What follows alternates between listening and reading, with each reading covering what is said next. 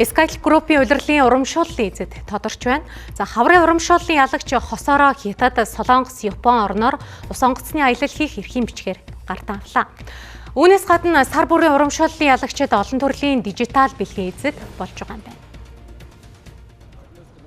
Skytel-ийн хэрэглэгчид урамшууллын эрхээ цуглуулснаар супер азтан болохоос гадна бусад төрлийн урамшууллын ялагч болох хөтөлбөрт хамрагдах юм а. Энэ удаагийн супер ялагч хосороо круз аяллаар аялна.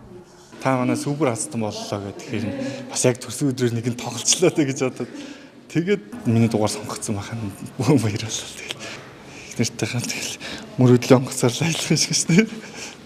Хэрхэн яг хамрагдах вэ гэвэл та дижитал картаар цэнэглэх юм уу? Эсвэл дата авах, эсвэл багцаа ахиулах, одоо өөрийн барьж байгаа дараалал бүрдүүлэлтийн багцаа ахиулах зэрэг үйлчилгээнээс гадна олон төрлийн Skytel-ийн үйлчилгээг авснаар та эрх цуглуулна.